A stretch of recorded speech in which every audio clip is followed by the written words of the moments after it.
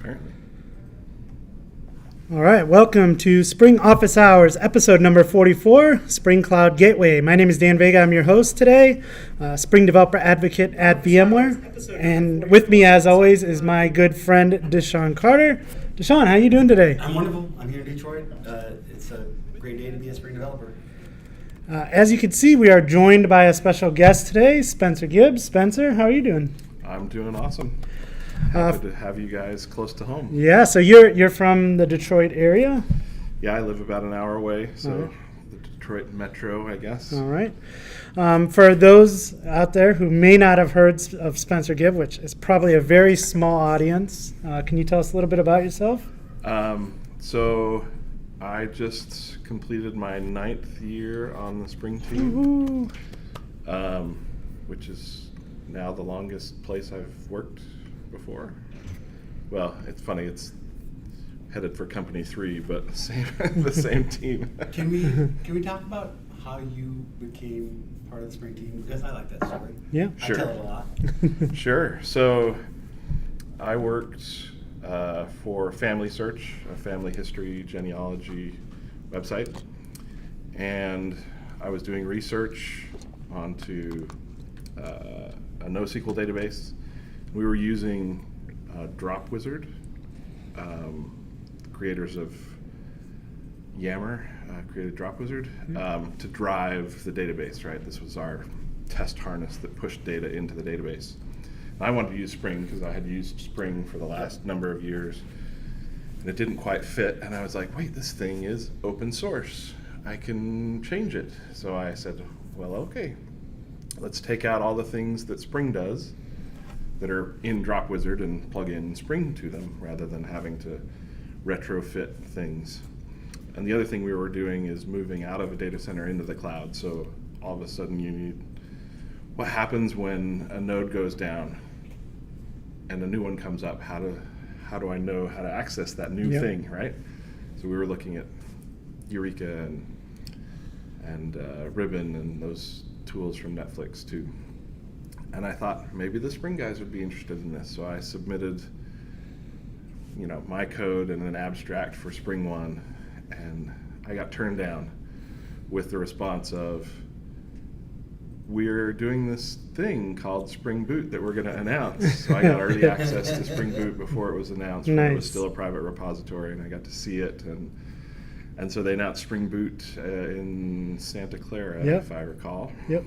I was there. Meanwhile, I left Family Search for a startup, and I was like, well, I still want to do this other Netflix stuff because it's still useful, but now I'll get rid of my custom stuff that replace it with Spring Boot 1. So I kept going. Submitted again the next year, and this time I got a positive email. The track lead likes your talk and wants to talk to you about it. Nice. Track lead was Dave Sire. Oh. If you don't know who Dave is, long-time Spring committer. I don't know how, which of the Spring projects he's created and then moved on. And I think he's got his hands on everything related to Spring. He was on the original Spring Boot team. Dr. Dave Sire. Dr. David Sire, yes. PhD in astrophysics, if I recall correctly.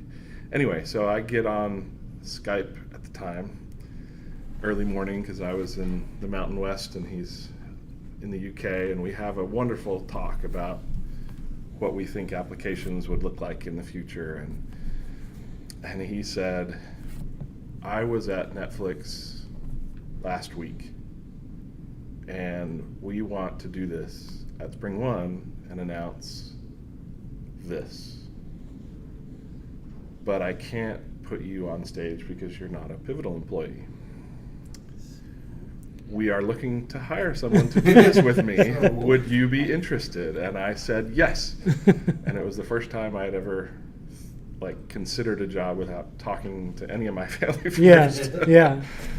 I was on the phone later that afternoon with Brian Dussault, who led the Spring engineering team for many years. We bonded over I lived in Rhode Island for a while, which is where Brian lives, and in principle, we were ready. He was like, I don't have an open position yet. We were just starting to do this. Took him a couple weeks, but then I got an offer, and I started in June of 2014. That's great. And by Spring One Dallas, we had something. You were on stage? Yeah. I wasn't on the main stage. Right. Dave did that. But Yep. we did a talk together announcing Spring Cloud. I like the story. Cool.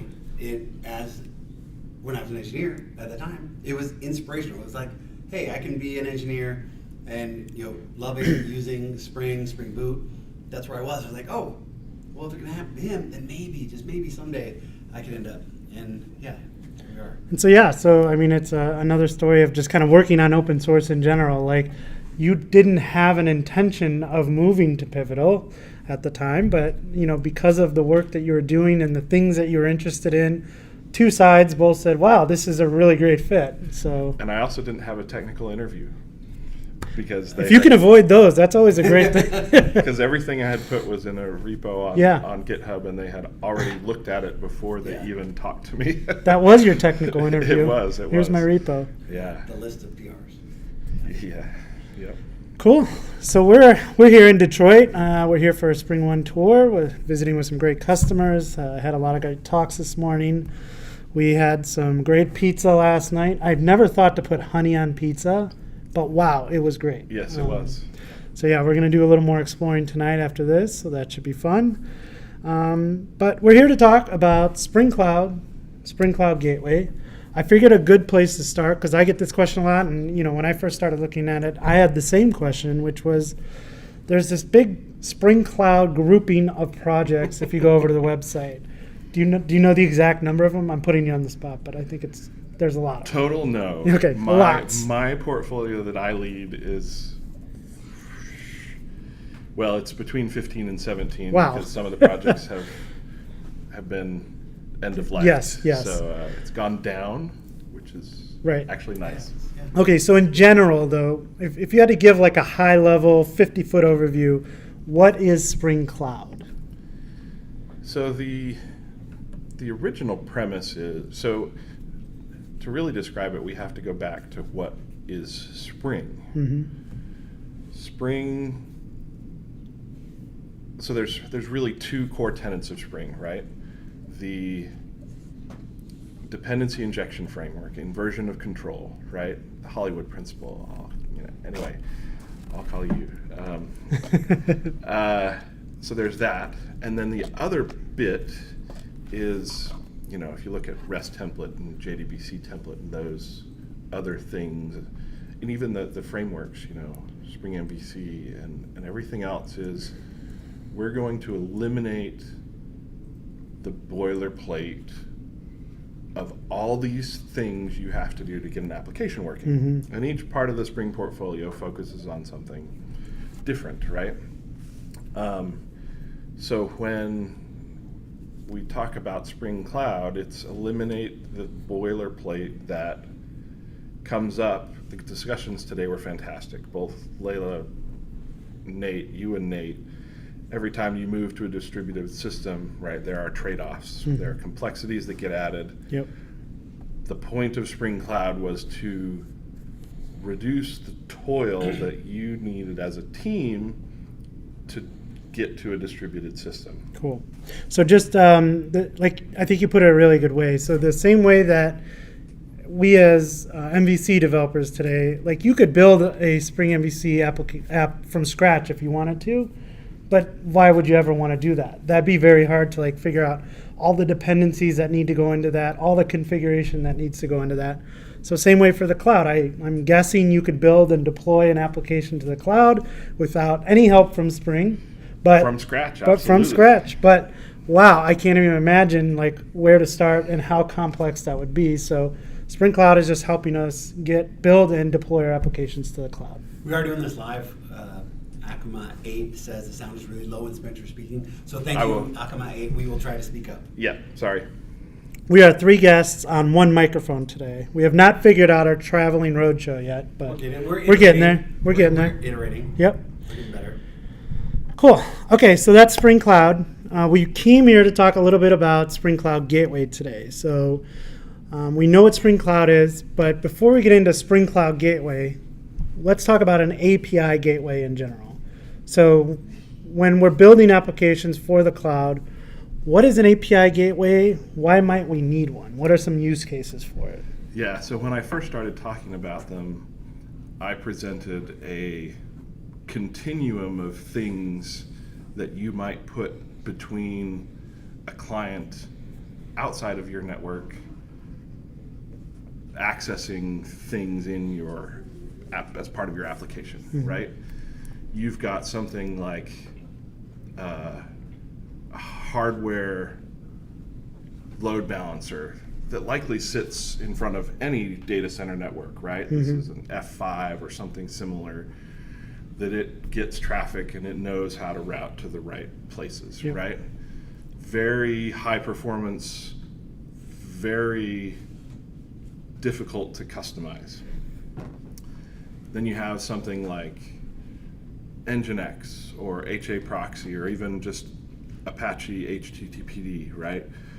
These are things that can route to the right place. They're a little more flexible as far as configuration goes. Hardened, right? These things have been around for decades, and they're really well, hammered and hardened and things like that.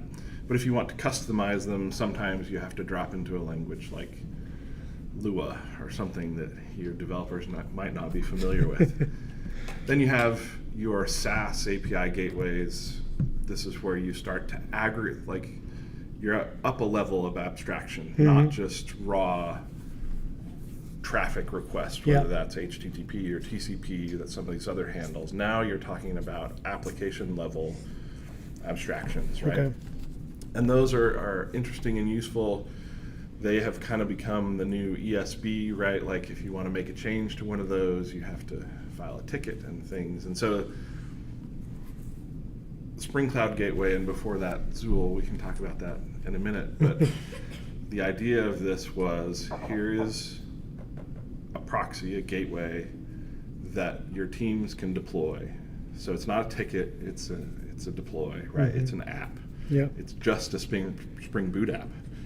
And right, you can move at the speed of your API gateway team. Or if it's embedded at the speed of your application team.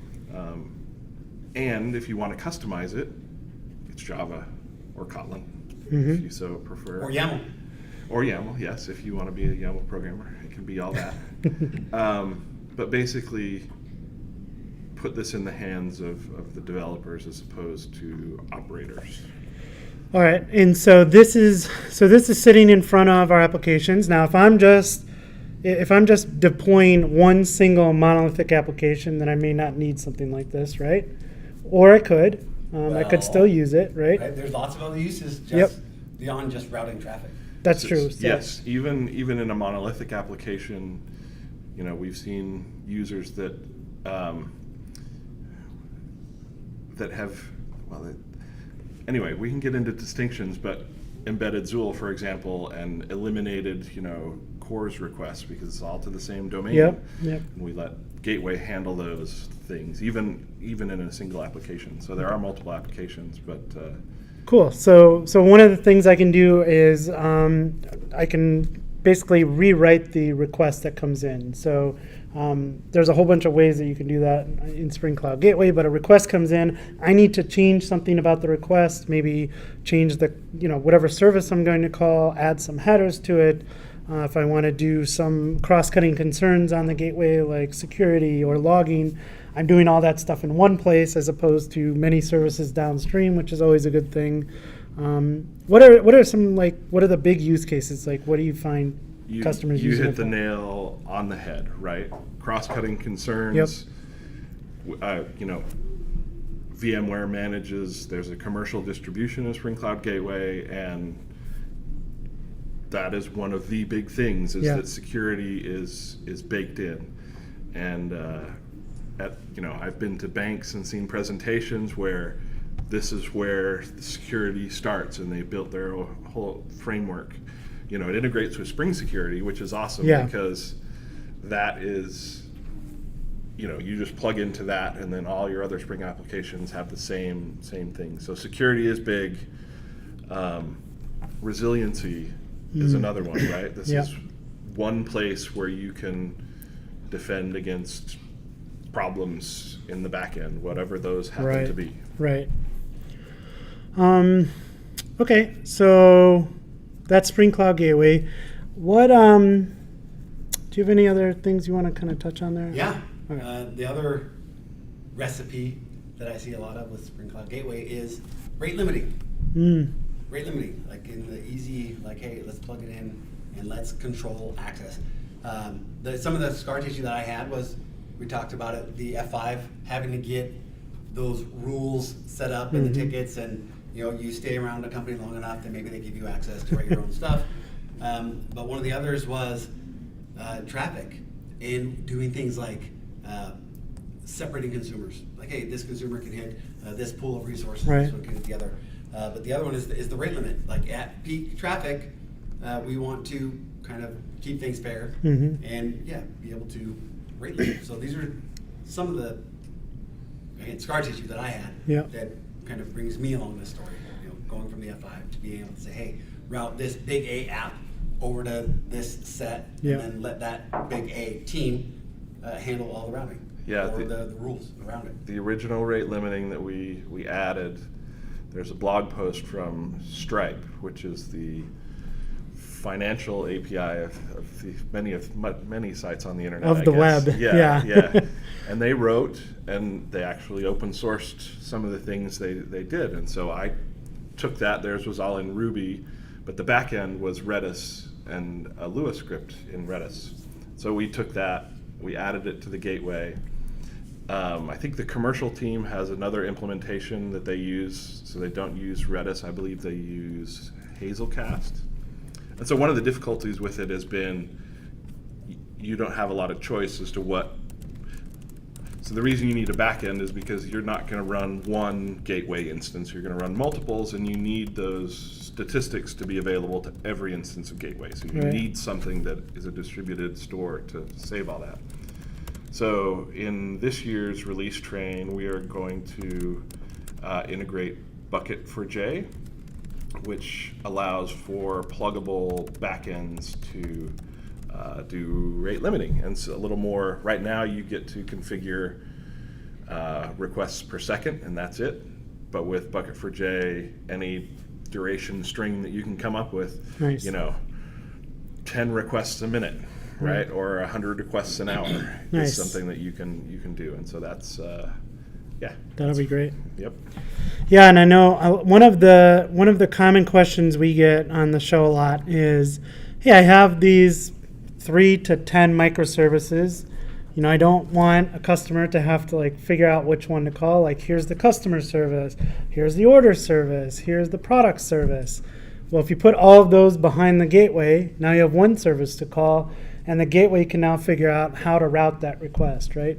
And then again, you get all of the cross-cutting concerns in one place instead of trying to implement that same thing across all the services, which is not going to be very secure because something's going to go different.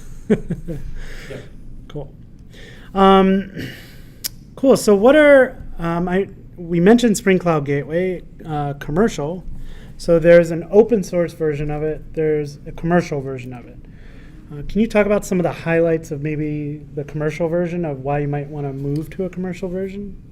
Sure. So it's available on 2 of our platforms. Well, one of our platforms, and then generically for Kubernetes. Okay. So it's available on TAS, Tanzu Application Service, as a tile. Nice. It's managed, right? So you don't deploy it. It's all configuration. And the nice thing there is that it is well integrated with the Cloud Foundry networking, with UAA. You configure it using all the same tools you use to configure apps and all that stuff. So if you live in TAS, it's just a fantastic way to go. There's MTLS between services when you use that. And I believe that carries over into the Kubernetes version of it as well. So they're, like I said, automatic rate limiting that's managed for you. Mhm. You know, you get a service that's managed and has all these built-in features, and you don't have to Nice. deal with it. I think I heard one of the big reasons to move to that too is what's the service called when you want to like secure multiple ones? Like SSO. SSO. That's what I was trying to think of. Yes. Yeah. So SSO is another Yep. big reason to move towards. And it's integrated with Eureka and things like that, and so there's additional security in those environments as well. So you keep mentioning some things like Netflix, Eureka, Zool. So back to your like origin story of joining Pivotal. You mentioned Netflix. Hey, we want to do some of these things Netflix is doing. Yep. Can you talk about like where's Netflix in this whole story and some of these projects you keep mentioning? Yep. So probably the most relevant one here is Zool. So Zool is and continues to be the API gateway for the Netflix streaming platform. Yep. All the mobile apps, all the TV apps, everything runs through Zool. Not the streaming, but everything Right. else. Yeah. So Zool 1 was basically a super simple framework. And it had some odd APIs. It was built long before they considered any kind of dependency injection, so lots of static singletons, and integrating it was very hard, very difficult. And it worked okay. So we used the Zool framework, and we built an API gateway on top of it in Spring Cloud Netflix. Nice. They blogged about their next version of Zool 2, and they released a snapshot of the code. And it was based on RX Netty, so a wrapper over Netty based on RX Java. Mm-hmm. And I looked at it and I thought, oh, this is going to be interesting. I went to a conference in Colorado called DFrag. In fact, it was the last version, of that conference. It no longer exists. But as an attendee, so I was not a speaker, so I didn't have to, You had no horse in the race. Yes, exactly. I got to listen to Brendan Gregg, one of the creators of Kubernetes, talk about Kubernetes, and I just got to sit and think and listen. And as I was doing that and looking at what we had done with Zool 1, at the time we were also building Spring 5. Mm-hmm. We were also building, it wasn't even named Webflux yet. Yeah. Right? It was just Reactor was coming. We were bringing Reactor. Reactor was coming into the Spring framework. Right. They were building what is now Webflux, so I had seen it. And I went, boy, the developer experience, if we try and integrate Zool 2, I'm going to have to adapt everything because Zool 2 had representations of everything in HTTP. And I thought, I wonder. So sitting in a few sessions, I got out my laptop and did a prototype. Could I build something on top of Webflux? And the reason I wanted to do it on top of Webflux is because it was non-blocking. Yeah. And for an API gateway, it was the perfect thing, right? Like resources, it's all streaming, non-blocking, the event loop was perfect. Yep. So I did a proof of concept. It worked. I wrote up maybe a 2-page document in Google Docs, sent it to Dave Sire, Brian. It's like, hey, I think that we should not try and integrate Zool 2, but we should build our own. We had basically already built our own with Zool 1, except for a small framework. And they said, great, go for it. And I was like, that's it? Okay. All right. And so that's how Spring Cloud Gateway was born.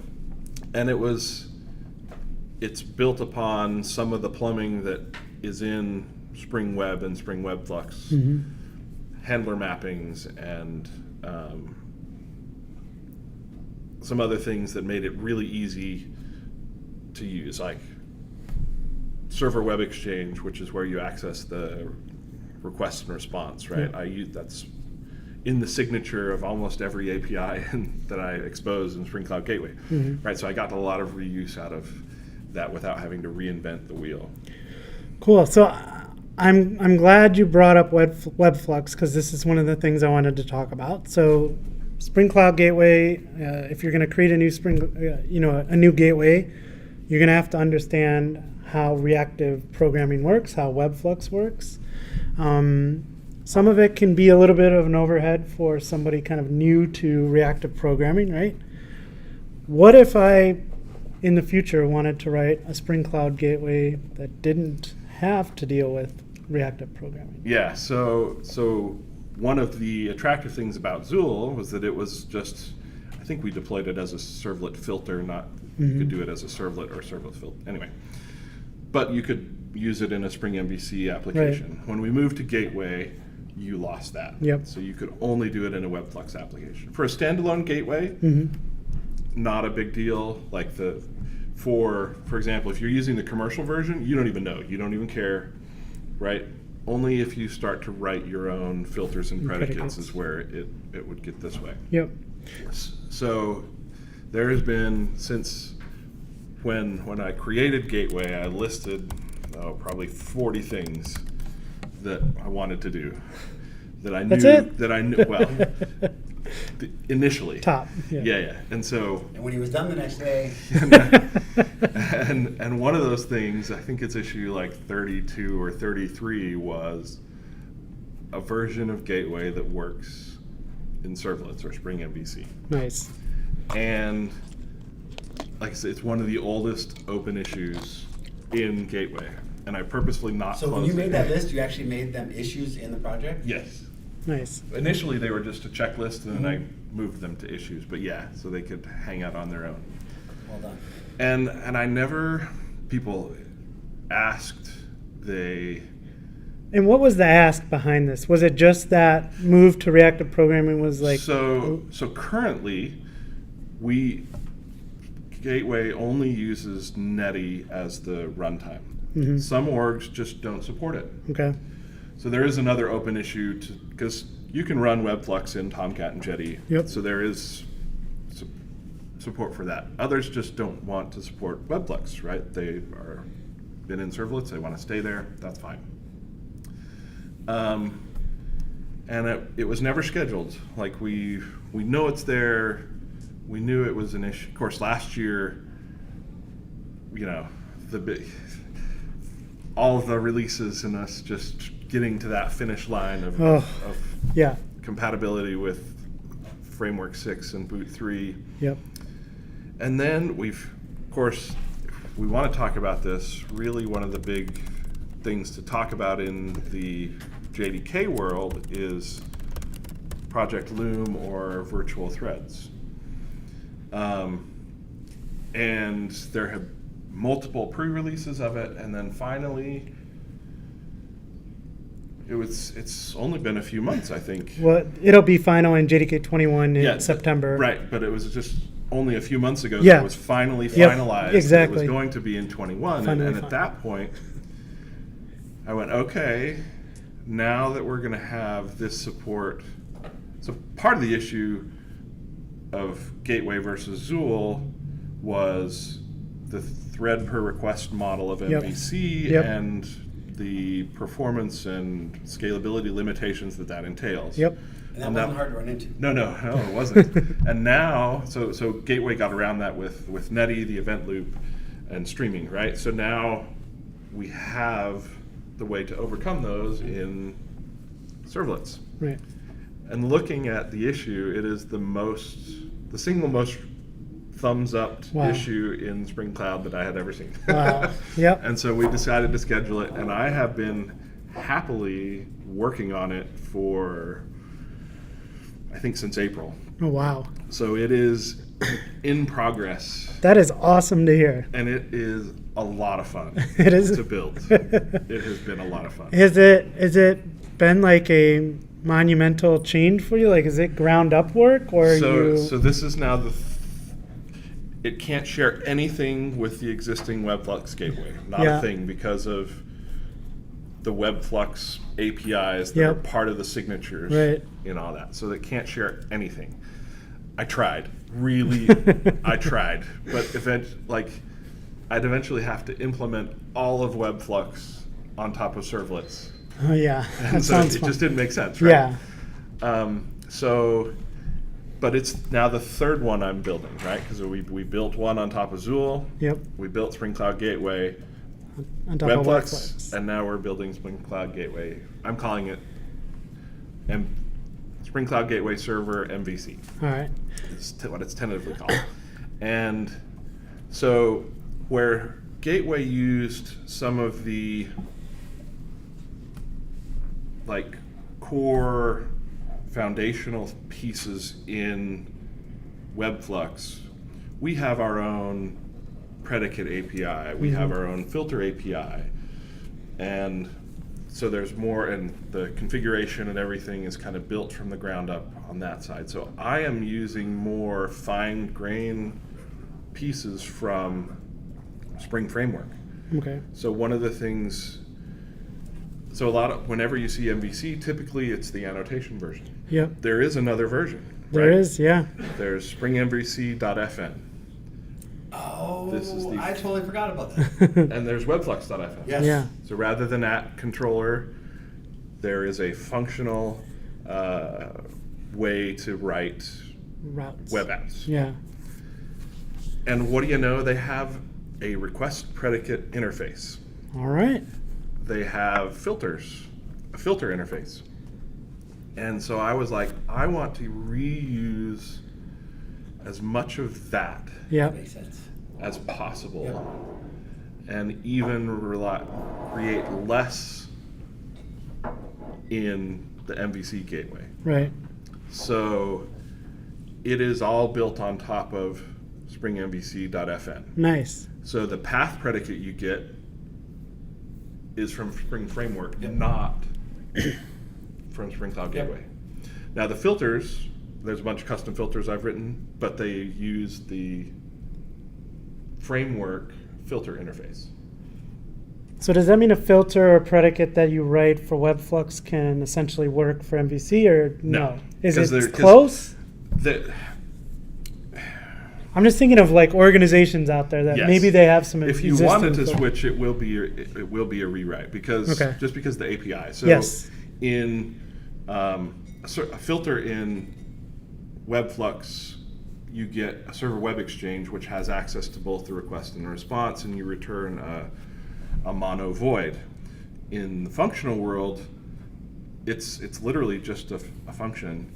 The input parameter is the server requests, and you return the server response. Right. And so it's a totally different API. Okay. And again, you can get to the HTTP servlet requests and the HTTP Right. servlet response. Right. As I've started to write the filters and a few of the predicates that don't exist in framework, like there's maybe some of them, it's like 90% of it Yeah. I could have reused, but anytime you access the request or the response, Mhm. it's a totally different API, Yep. and you just wouldn't be able to reuse it all. But it sounds like because of function, like the route config looks pretty similar then, right? So the other difference this time is that when I built Spring Cloud Gateway, I started with the configuration first, Mm-hmm. and then added the Java DSL on top of it. Okay. So if you go look at the implementation of a filter or predicate, there are methods that are implemented that give hints about how, when the configuration is read, there's some shortcuts, there's definitions of parameters and things and how they get serialized and things like that. So this time since I'm using the other thing that MVC.fn has is a Java DSL. So I'm reusing that as much as I can as well. So I started with the pure Java. There also aren't global filters. So if you want load balancing, you add the load balancer filter. Some of the things that are magic or hidden to the user in the WebFlux, you have to explicitly put them in the Spring MVC one. So started with the Java DSL, but I wanted to have some compatibility with the configuration version, and so I've had to work through that. But it's a DSL first versus config first, and that changed how I built things. Okay. So at the end of the day, I think the reason I brought this up too is because we've been talking a lot about virtual threads and Project Loom, and every kind of talk that I give on virtual threads, people are like, wow, I didn't know that was coming. Like, that's really exciting. So I guess with this in mind, moving towards Spring MVC, will then Spring Cloud Gateway support virtual threads in that manner. So you could think of Spring Cloud Gateway as doing a lot of blocking operations. I'm calling a service. I'm talking to a database. These are all blocking operations that take up threads in our application. So I mean, the HTTP client, right, calling, the only things you have to operate on in a servlet are an input and output stream, which are inherently blocking. Right. So it was interesting as I started to do the gateway. One of my tasks was support post, right? I need to make sure that the body of a thing can go through, and of course I wired up a test and it didn't work, and I went through my code and I was like, oh yeah, I totally am not writing the body. And it's like, okay, because in Gateway, I was working with multiple members of the Spring Framework team, the Reactor team, the Reactor Netty team, to get it all right. It is not simple. It was a single line of code to get the body to work. There's a utility class in Spring that operates on streams. And there's a copy method that takes an input stream and an output stream. There you go. And that was it. Well, I'm glad you figured that out. One of the things that we didn't talk about was like the gateway, that layer, that idea. I also used it as kind of my aggregation point. I used it to do scatter gather. And again, the Zool proxy ran into problems faster, right? Just by switching to Spring Cloud Gateway at that point, things improved without running into the blocking limits. But now I'm thinking about modernizing a lot of those efforts with customers, orgs all over the world. That's kind of like the first piece.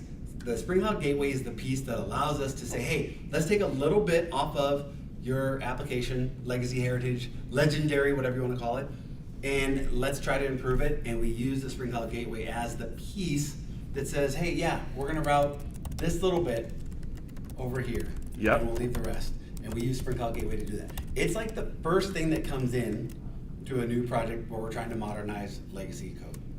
Step 0 is simply put the gateway in front of the existing monolith and do nothing else. And route everything to it. I only recently realized that when you get the Spring commercial support, I didn't realize that you get support for the commercial Spring Cloud Gateway and Spring Cloud Dataflow. I literally just learned that like 3-4 weeks ago. If you purchase or subscribe, I don't know what it is. You pay money for Gateway for the commercial team. You get support for the whole Spring portfolio. Amazing. And isn't the JDK in there too? So you get VMware Spring Runtime with the commercial Spring products. Great. Cool. It's first. It is kind of the bar. Like, hey, once you are trying to do these 2023 modern apps, Spring Cloud Gateway is in there 99% of the time.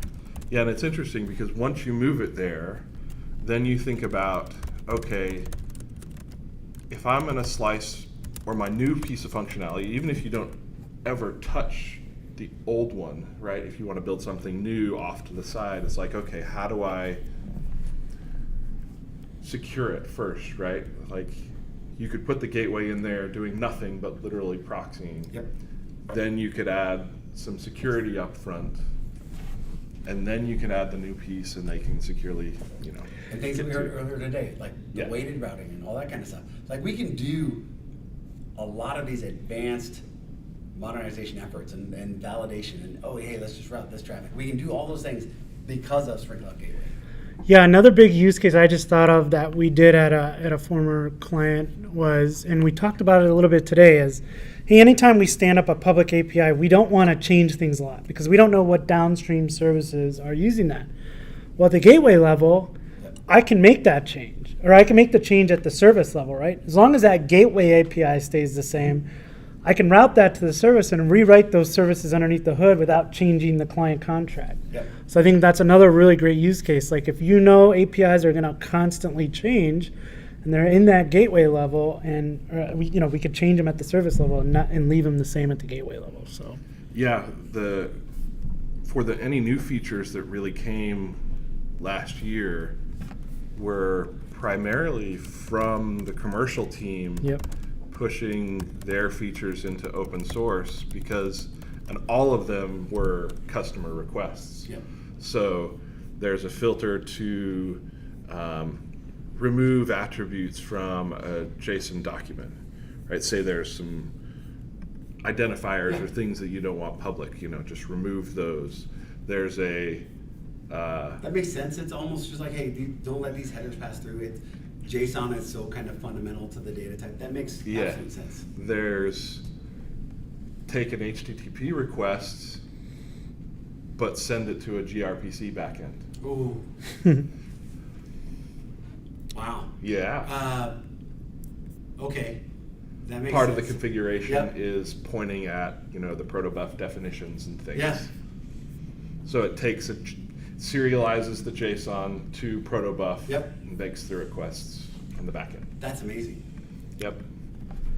So we're currently on Spring Cloud 2022.0.3. Yep. That was just a month ago that came out? Yep. Was it a month? And Okay. I think 04 is like right on the corner. Marcin is doing a 2021 release tomorrow. Oh, nice. There will be 2023.0.4 next month, and then prior to Spring 1, we will have a 2023.0 milestone Nice. Wonderful. based on it will likely be Spring Framework 6.1 milestone 2 and Spring Boot 3.2 milestone 1. Is Right. what I Simon think it will be. says, please toss in some resilience, 4J.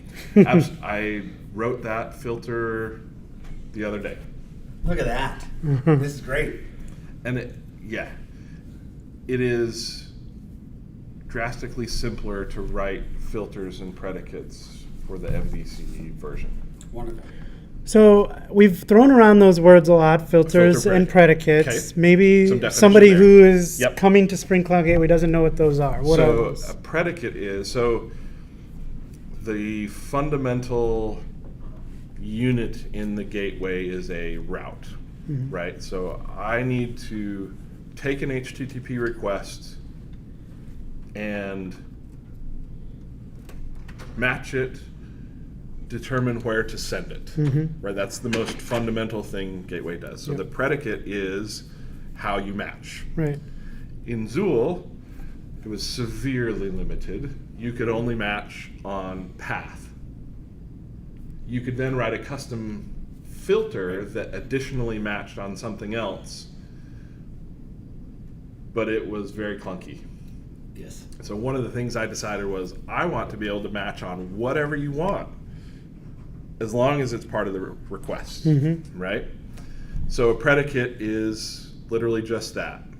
I want to match on path, and you can do anything. Query Headers, strings, headers. query parameters, host name. Ports. How- In my head, there's Twitter, and at some point I heard that Justin Bieber had his own servers because he was so popular on Twitter, and that's where all the Justin Bieber traffic went. We had routes like, if you were At looking Justin at Justin Bieber. like, we knew where that was going. Yep. But Yeah. it's all the other things, the queries, the result set from other things, the hashtags, all of that with the Spring Cloud Gateway and what we can do with predicates and filters. Yep. We can now route all of that type of traffic to the Justin Bieber servers. That's the model that's in my head. And Yeah. That big generational change for me from what I was doing with Zool to what I was doing with Spring Cloud Gateway.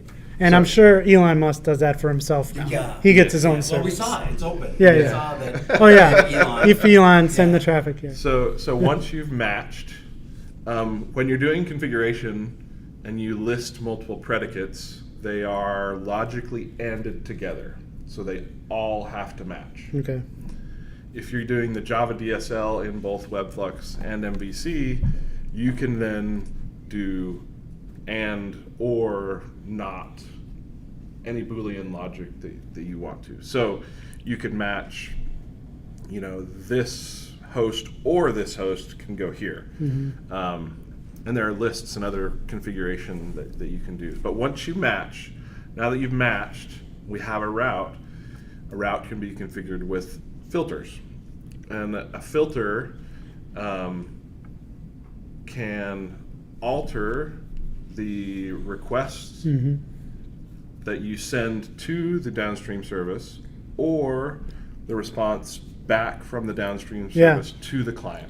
That's That pretty means the cool. request body or the headers, or I can do pretty much anything with it. So Yeah. if you change anything except the body, especially in WebFlux, well, even both versions really, then the streaming all still happens. As soon as you do the body, then you have, it's just a warning. You've now constrained yourself to memory because the body has to be Yep. read Yeah. to do it. Yeah.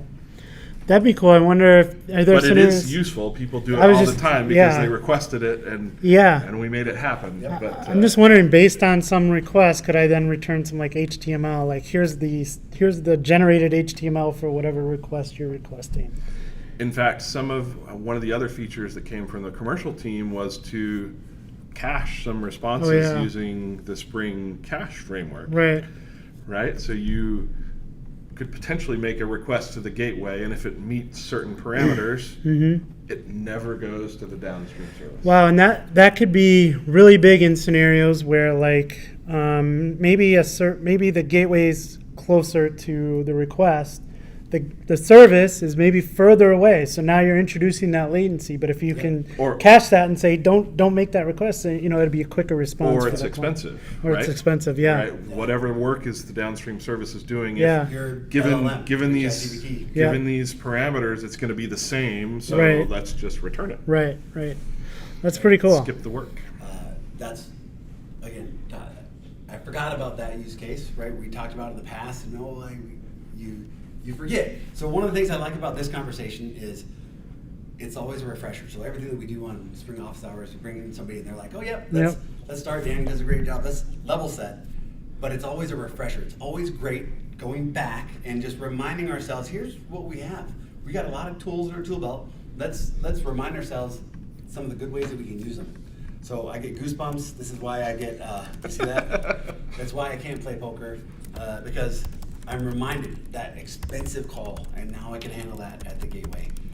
And it wasn't that long ago where I was, dealing with customers that are running that hardware solution that's still ticket-based, and they were getting excited over we can just handle it. Like, just pass */**, send it to me, and I'll do the routing because I can do it with a config, I can do it in YAML, and I can do a git change, and it's there.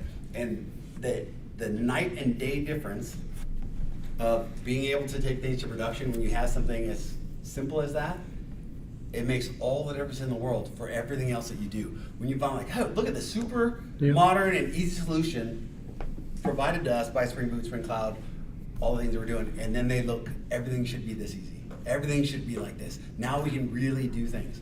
combined with all the, everybody's modernizing, trying to get upgraded.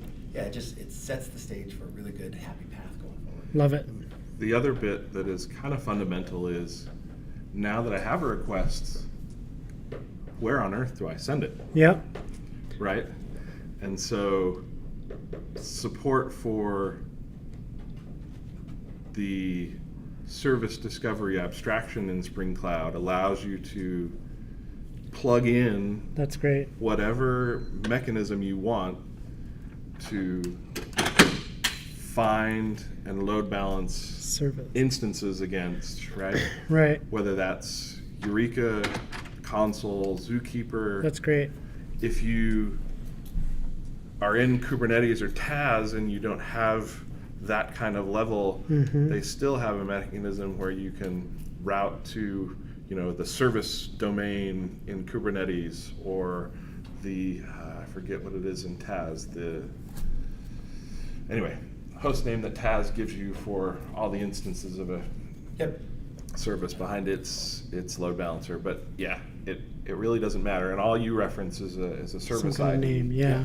Or you can do it via configuration, because if none of those things exist, but you still don't want to hard code a list of servers, say you just have 2 or 3 and they're kind of static, you can list them in the simple discovery client's configuration. Or a And then Spring you- Cloud config server Or a somewhere. config server, yeah. That's what, doesn't matter where that config Right. is located, right? Right. Yeah, and then you could refresh them if you got a Cool. new one, or if it, stuff like that. So it can be from the very complex to the very simple, but the way you reference that location stays the same. Cool. So I have a couple things to end this when we talk about like resources with Spring Cloud Gateway, but I did want to get your opinion on something, because we talk about, as we got closer to Spring Boot 3, Spring Framework 6, we talked a lot about how this was one of the most biggest projects the entire Spring team was able to take on. And we talk about it a lot, but we weren't there firsthand. And you were on the Spring team. You went through this with Spring Cloud. Just kind of let everybody know exactly how much work went into being able to provide like ahead of time compilation for the portfolio projects out there. So one of the fundamental things for Spring Framework 6 that I don't think gets talked about is it is the first generation of Spring Framework that the intended consumption, the primary consumption of Spring Framework is through Spring Boot. The previous generation was still built for those. I mean, it's still supported, but Framework 5 you could use in your EJB container just fine, and it was built for that, or Spring Boot. This is the first one where the primary target for consumption is Spring Boot. I never really took that into consideration. Yeah. That hey, this is what we're trying to do. My default is that. So, Sure. So Yeah. I it think makes from the sense. Spring team, it's very, very easy. Yeah. So with that, there were 4. If we were just doing one of these 4 things, they were all huge. Yep. The Java 17 baseline Yep. is huge. Yeah. Yes. And I'm so happy because I was part of the 8 baseline, and when I could use the features in Java 8, I was so excited. Yeah. And I finally now I can use features that have come up through between 8 Yeah, this and isn't just 17. for you guys. Yeah, This yeah, is so for it's- the, that's awesome. the Spring So team as well. 17. And then that's like language features beyond runtime features and everything, right? So that's huge. If it were that alone, Still massive. huge amount of work. Yes. Jakarta EE. I mean, on an end user side, I upgraded Eureka server to Jakarta EE. Right? A huge portion of it was search and replace javax.servlet, jakarta.servlet, right? javax.persistence, or javax.inject, jakarta. For most users, that's fine. For a framework, Different story? yes, because it's not only our code. So Right. if there was a picture that Dave Sire had drawn that there was Spring Framework was the tree trunk, and the roots were the third-party libraries Yeah. that we integrate in Spring Framework, Spring Boot, right? This ecosystem. Mhm. So all of those have to have a compatible version that Right. uses Jakarta EE. Right. Tomcat, Oh boy. Jetty, Yeah. Hibernate. Yeah. Anything that touches an HTTP request, a JPA request, anything that integrated with any of those Java EE APIs wouldn't work with Spring Framework 6. And you had no control over these. So were you opening issues? Like, did you? Hey. Oh, yes, they I'm had- consuming this would really help. From the Spring Cloud side, it was like, Resilience for J or the whatever libraries that we integrated with that had anything. Framework team was amazing. Yeah. Absolutely. And the boot team too, because just fundamental things, Makito and testing libraries and anything that dealt with an HTTP request just didn't work. It'd fail with class not found, javax.servlet. Mhm. We're on number 2. Yep.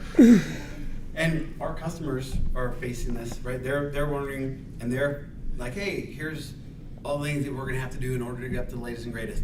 I'm trying to put them into scale. It will be way easier for end users. Yes. Way easy. Orders of magnitude easier than we had, right? Because you can do like you and Nate said, switch to Java 17 and boot 2, like without changing any framework. Yep. Do Java version, then do this, then do that, right? We couldn't do that. Yeah. So number 3, we'll do native AOT AOT meaning ahead of time compilation. Yep. So for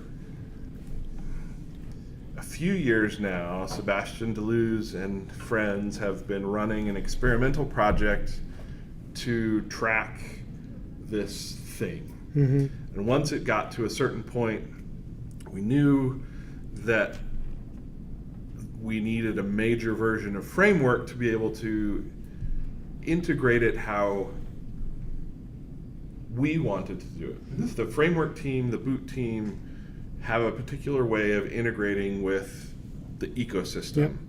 And they didn't want to do anything, what's the term? I don't know, sketchy. I get it. They wanted what the right to word do is. it right? Yeah. Like, Apple didn't introduce the first smartphone, but they hit it out of the park when they introduced their own, right? That kind of thing. I feel but the on a same way framework. about Spring Boot 3. So we wanted to do it well. So they spent a lot of time in experimental. What are the issues? How Yep. do we deal with them? Now that we've got it to a point, okay, we're going to start on framework, but it needs to be generic and not limited. Right. So they had to rewrite it. And they Spring created- native, that is, right? So there's modes of Spring Framework operations, and they have changed over the years, right? The first mode was XML config. Right? Well, I do not want to go back to those days ever again. Then there was No. Java config. Yep, a little bit better. Way better. Yeah. Which is what, Spring Boot uses to great effect. Yep. So they basically introduced mode 3, right? Okay.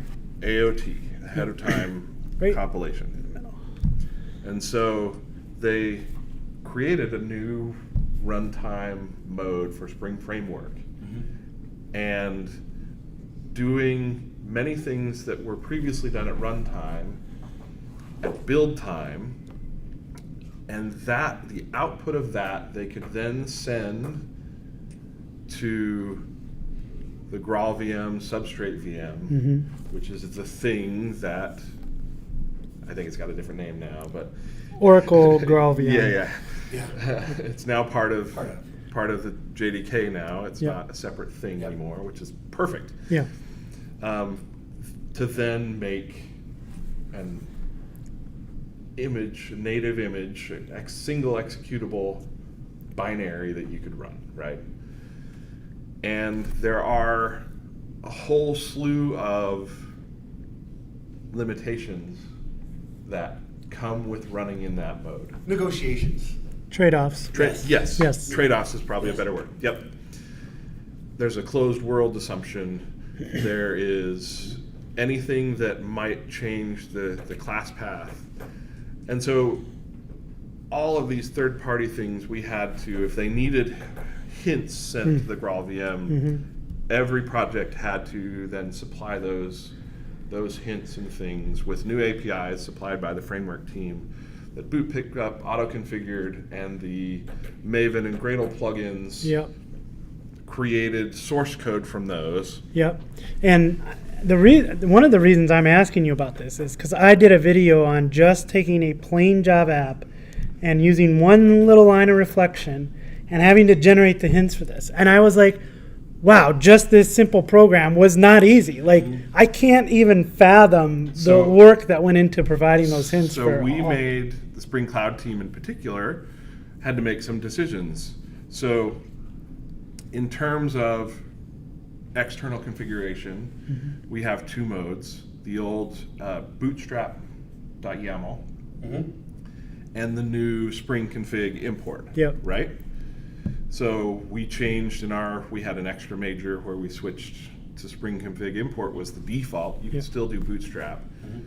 So we had to make a decision that if you want to do AOT native, you can't use Bootstrap. Okay. To just, the model doesn't fit. Yeah. Config server and Eureka server, you can't use AOT and native with. Right. Hopefully we can get config server. Oh. Yeah, there's a bug in Graal VM that's been open for a year. A new that feature they're- because that I they're remember working on. asking you Config clients over a year ago, work. like, hey, is config server ever going to be an option? He said, no, we're not going to worry about that right now. And now I'm hearing something different. This is just even the glimpse of hope. Yeah, so It's as exciting. soon as there's kind of a major shift in some file system handling that they need to fix, and once they have that, config server should be good to go.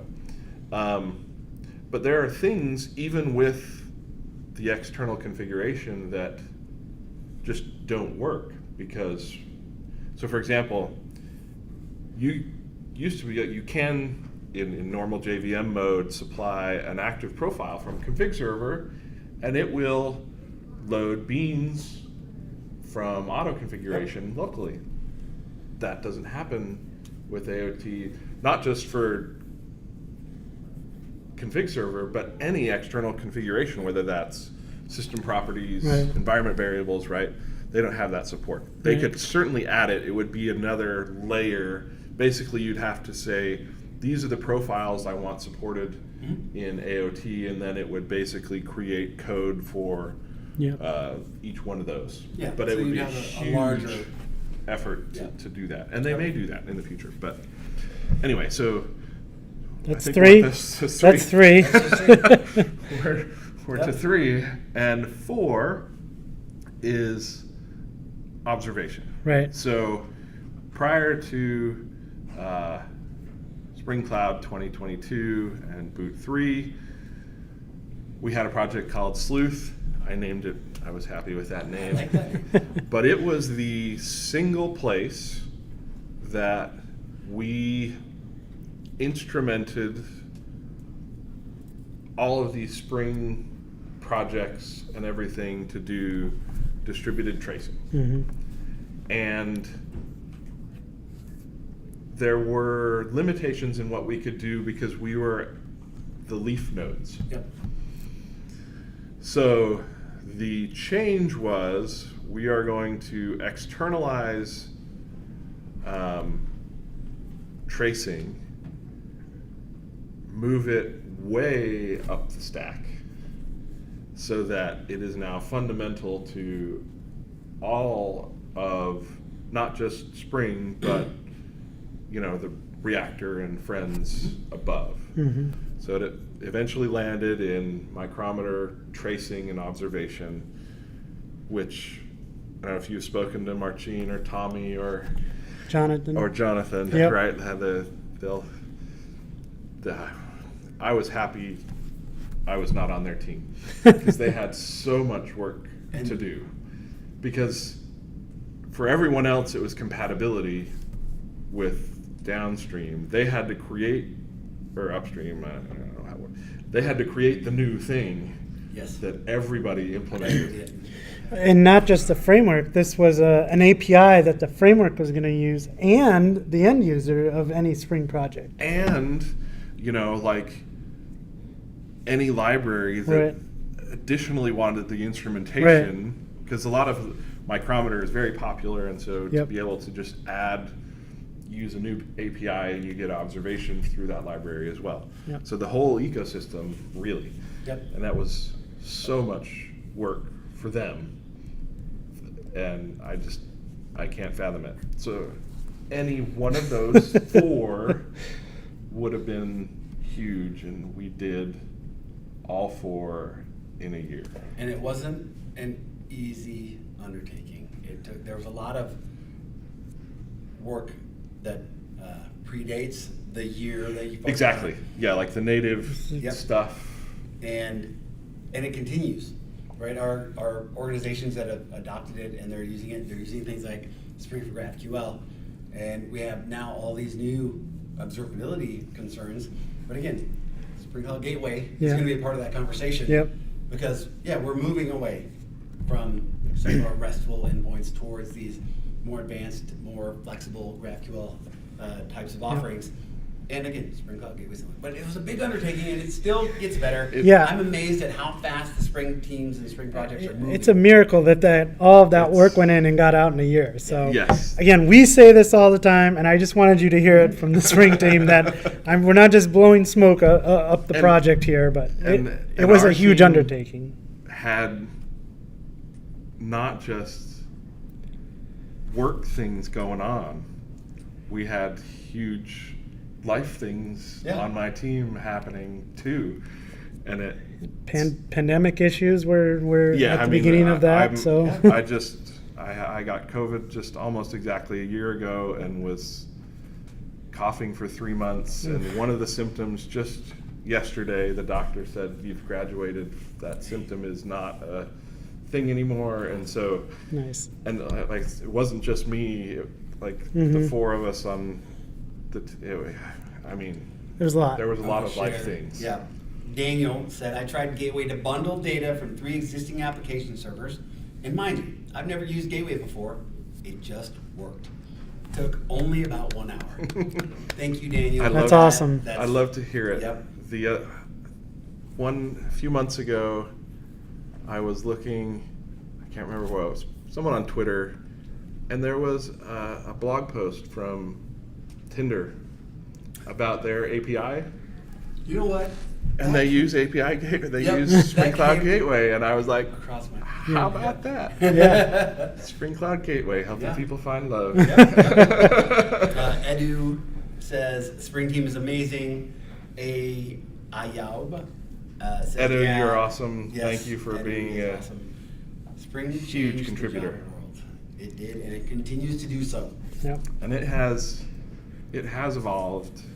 I mean, from the project that's 20 years old to be relevant today. 20th is 10 years old. 20th anniversary this That's year. the one Spring Boot that is 10 years freaked old. me out. Yeah. Spring Boot was revolutionary to me for 2 or 3 reasons. Auto configuration Yes. was that when I saw it the first time, I was like, this is brilliant. That and Spring Boot starters for me was just like, starters, I don't have to like figure out all of these things. Curated Yeah. sets of dependencies was the other one. And it's still getting better. Yeah. The other thing I want to add, like the thing that I'm excited. So last year at this time, I was really excited. I was playing with Spring Native, and I was kind of like heading towards the new release. Again, I get these getting this hair. But right now, I'm playing with Spring CLI, the stuff that our Oh, is yep, doing, yep. and having this other way of interfacing with Spring and all of our Spring applications, creating and updating and maintaining all these other things. I am super excited about that, and yeah, and that's going to be my thing. Hopefully, this time next year we'll be doing something new, and that'll be GA. Yeah, the initializer is day 0, right? Yep. And we haven't really had a day 2 Right. tool. Mm-hmm. And I know that in TAP there's what's the feature The app accelerators. that kind of gets there. Yep. But even like in the Node ecosystem, if you want to add a dependency to a project, npm install whatever this is, Yeah. that would be great for the Spring ecosystem. Like I'm in a Right. project, npm add, whatever it Accelerators is. have to be so generic Yeah. that to create one is, I mean, I'm going off of Brian Baxter's experience. Yeah. He's our resident Yes. Kubernetes expert. Yep. And in the cloud team. And he's like, it's very, very difficult. And so when I saw, in fact, it was at the conference I got COVID in Toronto, where Oh, Mark presented Yes, that. we were all there, and we Yeah. saw Ryan and Mark hacking on CLI stuff. And there. so when I saw that presentation, I went, this is now Yep. the Spring Day 2 Yeah. tool. It really is. And in my head, I've got this vision of the Spring Modulith and Yeah, the I'm way that watching- we're going to yeah, be yeah. delivering our getting started guides and having these examples. Well, and the way that, again, Initializer can do a few things, but now there's things that we've always wanted to do with even Spring Cloud. Like if you have Eureka, well, there's boilerplate configuration that everybody should be using. Yep. Let's plug it in. Yeah. And it's been hard to do, but A really great example config of that is server the or- Spring Boot Docker Compose support. If you choose that and say a Postgres database, it writes a Compose file for you. Yes. That's the kind of stuff that it but would be then nice to have. it gets a little more. Yes, you could then go back and say add it. But day again, 2. Yes. the initializer, and we wanna keep. It is meant to bootstrap a project, Yep. not It generate. is That's why day day 2 one. Yeah, is yep. we need it as a separate project. Yep, So I totally agree. yep.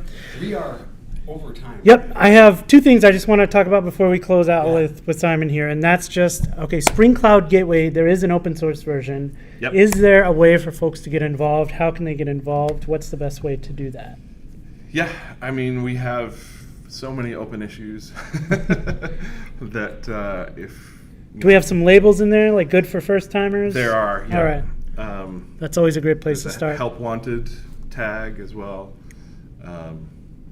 Yeah. All right, I mean, and- even if it's documentation or anything. And just using it, giving some feedback on use cases and filing issues, great way to get involved. Resources for learning about Spring Cloud Gateway. What's the next step? You want to get started with it? Where's the best place to start? That's a great question. I imagine Spring.io. That's where I would start. So Yeah. And I'd also Yeah, look the- at Spring.academy.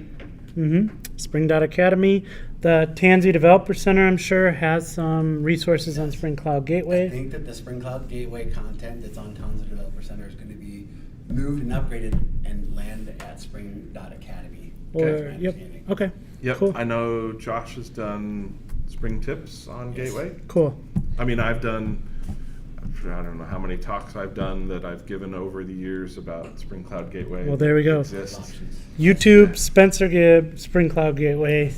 amount of resources. Indeed. All right, so then that's you. Where can we find out more about you? What are you?